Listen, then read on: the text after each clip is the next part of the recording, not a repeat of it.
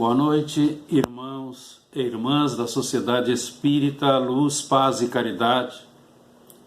Agradecidos ao Criador por mais essa oportunidade e rogando ao sublime Galileu nos envolva em sua paz, iniciamos com o amparo dos emissários amoráveis dessa casa de amor a reflexão da noite, que versará sobre temas do Evangelho segundo o Espiritismo.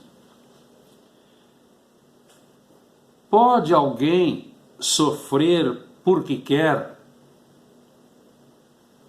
São voluntários os tormentos? Uma das nossas maiores conquistas é a liberdade de escolher e de decidir os nossos próprios caminhos. Mas na busca pela felicidade, nós nos deparamos com sofrimentos que criamos e que não deveríamos encontrar. Realidade esta que muitas vezes não aceitamos. Afinal, a nossa estreita visão, dirigida pelo orgulho, pela ganância, pela vaidade, pela imprudência, pelo apego excessivo à matéria, nos leva a imputar a Deus, ao próximo, ao mundo, ou a possíveis resgates de um passado que não merecemos, as causas da nossa infelicidade, daquilo que nos inquieta. Analisando friamente os efeitos, veríamos que a grande maioria das dores e privações, que costumamos chamar tormentos, decorrem de atos do presente. Atos esses buscados pela inversão de valores que vivenciamos. Acreditamos muitas vezes que ao determos determinado objeto do nosso desejo, isso nos preencherá e tudo ficará melhor na nossa vida. Porque afinal é aquilo que nós queremos e envidamos esforços para conseguir. Porém, quando alcançamos o nosso objetivo, que é o objeto da posse, parece que novo vazio se faz presente.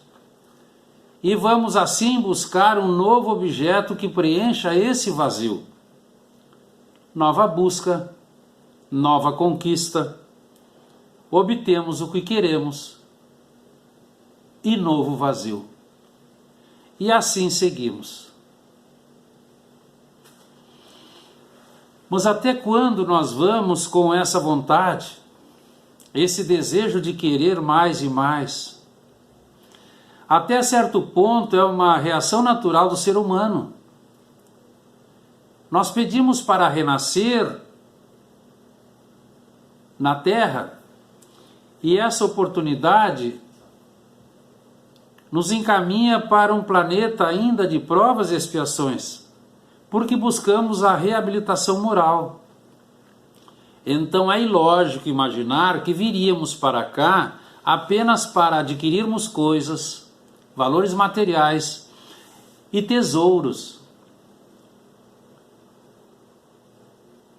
Mas ainda continuamos nos desgastando por questões materiais.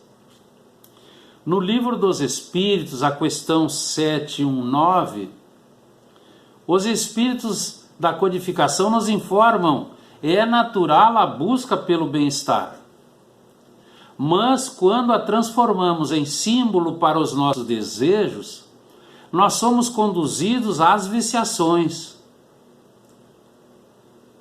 Quando nos excedemos na procura a qualquer custo, e assim nos transformamos em tiranos, porque prejudicamos o próximo. São essas formas de conquistas e buscas descabidas que nos levam a caminhos tormentosos. Percebemos que ainda não aprendemos a controlar nossos impulsos e a dar o devido valor ao que realmente necessitamos. Na questão 922 do Livro dos Espíritos, Allan Kardec inteligentemente pergunta aos construtores da codificação: há uma medida comum de felicidade para todos os homens na Terra?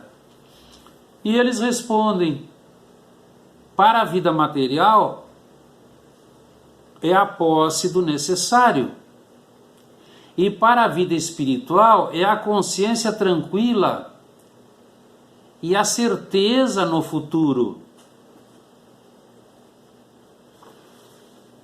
No Evangelho segundo o Espiritismo, lá no capítulo 5, que vai tratar das aflições, sofrimentos, angústias, tormentos, infelicidades, nós encontramos um subtítulo: Instruções dos Espíritos, mensagens a respeito do tema apontado.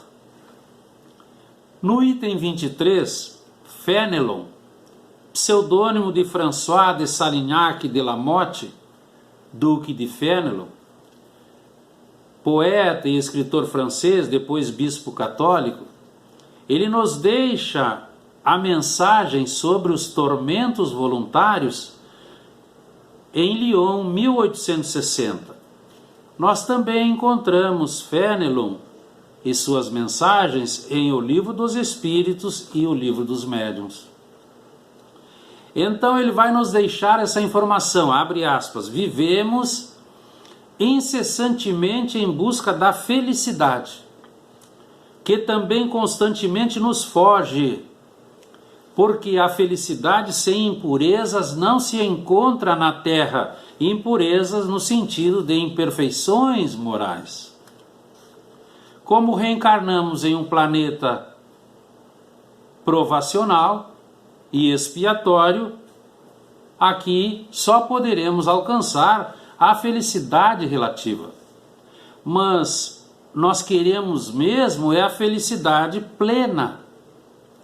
E os benfeitores espirituais então nos asseveram: a felicidade relativa que o homem pode gozar vem da paz dos sentimentos, da consciência do dever cumprido, da busca do entendimento das diferenças de ideias, dos usos e dos costumes, vem do respeito aos outros, no exercício das leis e da justiça, sem colocar-se como acusador e juiz do seu próximo, auxiliando-o sempre que possível nas suas necessidades físicas e morais. Então, se nós tivéssemos essa felicidade plena, a primeira coisa com certeza que nós faríamos era tirar de perto de nós todas as doenças, todas as tristezas. E os amigos espirituais então nos socorrem no Livro dos Espíritos, a questão 716, quando eles respondem a Kardec: o homem é insaciável. Ele quer a felicidade plena, mas só acredita encontrá-la nas coisas materiais. A natureza traçou o limite das nossas necessidades na nossa constituição física, mas as viciações alteraram as nossas atitudes e procedimentos. E com isso nós criamos necessidades que são dispensáveis. Então retornamos ao capítulo 5, item 23, quando Fénelon faz uma pergunta: haverá maiores tormentos para a humanidade do que os causados pela inveja e pelo ciúme? Quando dizem que nós somos invejosos ou ciumentos, nós dizemos: não, não sou nem invejoso nem ciumento. Dizer-se não ter, não ser, faz parte dessa visão que nós temos de nós mesmos. É nesse aspecto que inveja e ciúme são os principais tormentos voluntários. Ambos são a raiz de muitos crimes cometidos na Terra. São impulsionadores de guerras, de assassinatos e toda espécie de males. Essa dupla é gerada pela inferioridade moral e são condições do pensamento, atingindo pelos sentimentos inferiores como dardos mentais aquele que é o alvo. Então o ciumento, inseguro dos próprios valores, ele vai descarregar a fúria do estágio primitivista em manifestações de escândalo, que são ridículas, quanto perturbadoras, onde ele se consome, ateando incêndios em ocorrências imaginárias, com a mente exacerbada pela suspeita infeliz e infundada muitas vezes, e envenena-se com a revolta insana, envolvendo objetos e posições, posses e valores, aguilhoando suas vítimas nos limites egóicos da presunção. A inveja é o sentimento que nos faz desejar o que é do próximo. É um misto de sentimento de orgulho, quando nós acreditamos ser melhores que os outros, e um sentimento de egoísmo, porque tudo nos deve ser dado. Então, os amigos espirituais, lá na questão 933 de O Livro dos Espíritos, vão responder a Kardec: felizes aqueles que não conhecem a inveja e o ciúme, que são dois vermes roedores, é a figura que eles apresentam. São sentimentos doentios criando dores desnecessárias. Nós encontramos uma parte da dissertação do Espírito São Luís, lá na Revista Espírita, em julho de 1858, quando ele vai falar sobre um homem, e ele vai dizer, abre aspas, vede este homem, seu espírito está inquieto, sua infelicidade terrena chega ao auge, ele inveja o ouro, o luxo, a felicidade aparente ou falsa de seus semelhantes. Carrega consigo em todos os momentos de sua miserável existência física uma serpente que alimenta e que lhe sugere sempre os mais fatais pensamentos. Então ele pensa, sou um homem como os outros, tenho tanto direito quanto eles. Por que sou deserdado? Então assim, a inveja e o ciúme, campo mental, iniciado nos pensamentos, impulsionado nos sentimentos, geram energias negativas que nos prejudicam, em primeiro lugar, e depois atingem diretamente aqueles que nos cercam e que se afinam conosco, amplificando o seu raio de ação, atingindo muitas vezes a muitas pessoas. Porque o invejoso não consegue ser feliz. Sua mente atormentada não alcança paz. O seu sono, que deveria ser revigorante, é interrompido e desgastante, pois o seu pensamento está continuamente ligado ao objeto de sua inveja, seja objeto material ou não.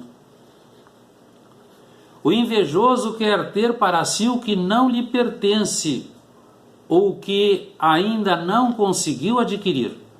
Ele olha para o que o outro tem e pensa, como ele pode ter comprado esse carro? Como ele pode usar as roupas que se veste? Como pode estar sempre viajando? Como pode viver feliz?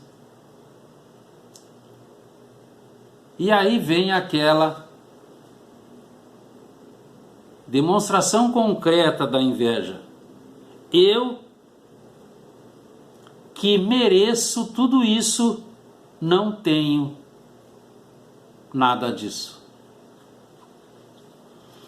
Então o ciumento, por sua vez, é aquele apegado que igualmente não tem paz, excedendo nos cuidados com aquilo que acredita ser seu. Nós vemos isso entre casais, entre amigos, entre pais e filhos, entre pessoas para com seus animais de estimação. Vemos nas profissões as tentativas de domínio a todo custo, numa ânsia de dominação, não aceitando opiniões diferentes como resposta. Quantas mentes doentias perturbadas por sua própria intemperança, falta de confiança e de discernimento, ainda não reconhecendo seus verdadeiros tesouros gravados na intimidade, e que não se encontram nas coisas da terra. Bastaria apenas olharmos para dentro de nós mesmos. Novamente nos socorremos do Livro dos Espíritos, quando a questão 919, clássica, Agostinho, Santo Agostinho, ele vai nos falar do autoconhecimento. Nós precisamos valorizar o que somos e a deixarmos para segundo plano o amor ao que temos, porque somente levaremos daqui aquilo que conseguirmos desenvolver em nós: bons sentimentos, o conhecimento através da instrução, tesouros que ninguém nos tira e não se deterioram, segundo o mestre, que o homem não rouba, a traça não rói e a ferrugem não corrói. Valorizamos a vida para despertarmos para um novo dia, compreendendo a oportunidade que Deus nos dá a cada manhã de novo aprendizado. Também aqui está embutido a constituição física que temos. Ela é a ideal para a nossa proposta de evolução.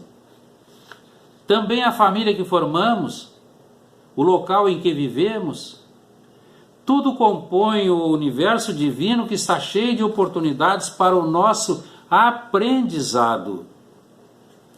Então, o autoconhecimento da questão 919, o objetivo é descobrirmos a nossa realidade essencial, nossas conquistas reais, nossos pontos frágeis emocionais, os valores que precisam ser revistos, as qualidades que requerem aprimoramento, os hábitos infelizes que reclamam superação, bem como as necessárias atitudes que aguardam maior cota de maturidade do senso moral. Nem mesmo aqueles que tiveram íntima ligação com Jesus, privando do seu convívio maravilhoso, estiveram imunes à inveja e ao ciúme. João proibiu alguns homens de orientarem sofredores porque eles não faziam parte do grupo que seguia o Mestre. O Evangelho de Marcos nos apresenta: cada um dos apóstolos pretendia ser o maior, tornando tensas as relações entre eles. Tiago e João postularam os lugares ao lado do Mestre, com isso causando a indignação do resto do grupo. E Jesus nos apresenta a parábola do filho pródigo, oferecendo magnífica ilustração sobre ciúme e inveja. A literatura espírita está repleta de exemplos de espíritos que caíram em erro em virtude da inveja e do ciúme, resultado da indisciplina mental, pela falta de autoestima, que começou na vida física e se estendeu pela vida espiritual. Os pensamentos menores, negativos na vida física, quando constantes, nos levam a verdadeiros tormentos, acabando por desaguar no corpo físico. Todo mal é de ordem espiritual Então seu reflexo se dará no corpo perispiritual e após no físico, atingindo o sistema, surgindo então as doenças. Mas Jesus nos deixa um roteiro seguro para seguirmos. Cabe-nos acreditar e agir de maneira a encontrarmos um amanhã melhor. Os benfeitores espirituais nos instruem: acautela-te contra a inveja e o despeito, a inconformação e o ciúme, aprendendo a conquistar alegria e tranquilidade ao preço do esforço próprio, porque tais pensamentos te precedem os passos, plasmando-te hoje o caminho de amanhã. E no Livro dos Espíritos, a questão 926, nós temos uma chamada de atenção maravilhosa. Abre aspas. Invejais os que vos parecem os felizes da terra. E aí a pergunta: sabeis porventura o que lhes está reservado? Muitas vezes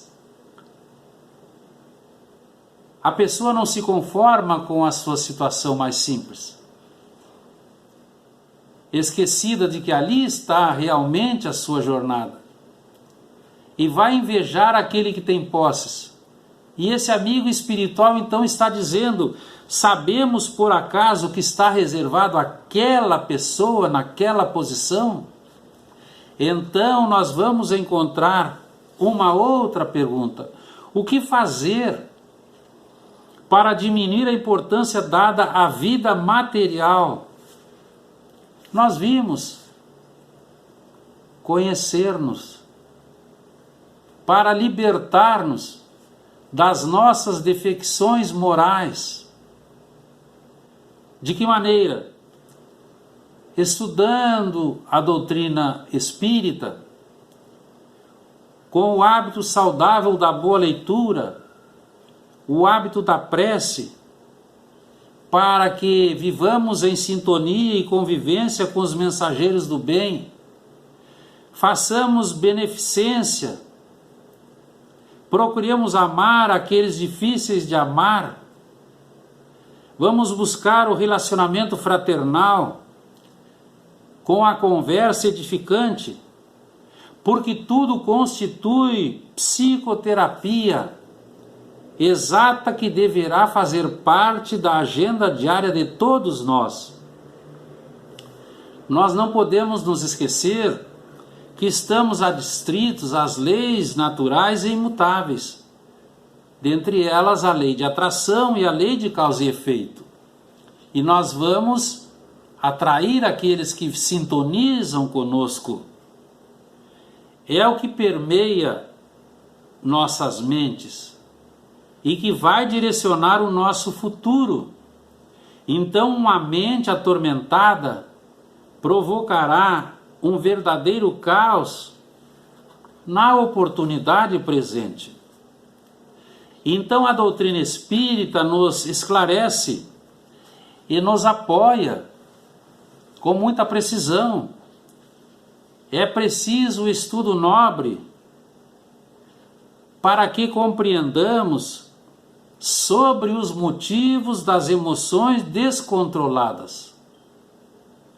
Os reais motivos estão fixados no cadinho do inconsciente profundo, construídos ao longo das milenares reencarnações, e que nós deixamos sair para transformar-se em inferioridade moral, como inveja, ciúme, a partir do orgulho e do egoísmo. Então a doutrina espírita nos ensina compreensão, tolerância construtiva, bondade permanente, paciência e incessante renovação mental para o bem dos outros. É imprescindível viver em paz, elevando-se moralmente, sempre apresentando atitudes gentis, com sentimentos solidários, entendendo a verdade. Precisamos apresentar a real fraternidade com o amor altruísta. Então é preciso fugir ao brilho fatal do egoísmo, do orgulho, da cólera, da vaidade, para que possamos apagar as labaredas da inveja e do ciúme, que levam à discórdia e atiram corações invigilantes aos despenhadeiros do crime e do sofrimento. Lembremos-nos que dentro de nós geramos também clarões que ameaçam, que perturbam, que confundem e que arrasam. E aí então nós podemos nos perguntar: que espécie de claridade irradiamos no nosso caminho? Estamos moralmente melhorados? Estamos realmente cooperando com o Cristo na extinção das trevas dos homens? É preciso manter o cultivo da paz, da solidariedade, criando um campo mental de harmonia capaz de manifestar-se por automatismo diante de qualquer ocorrência geradora de aflição. E são os pensamentos disciplinados que têm essa árdua tarefa de nos educar. Jesus permanece o exemplo máximo do controle das emoções, não se deixando perturbar jamais. Em todos os seus passos, o amor e a bondade, assim como a compaixão e a misericórdia, estavam presentes. Então, quando o sublime Galileu disse: bem-aventurados os aflitos, não se referia a ser bom sofrer ou viver angustiado, mas sim como passamos pelas situações a que somos desafiados. É preciso entender e aproveitar bem as oportunidades recebidas.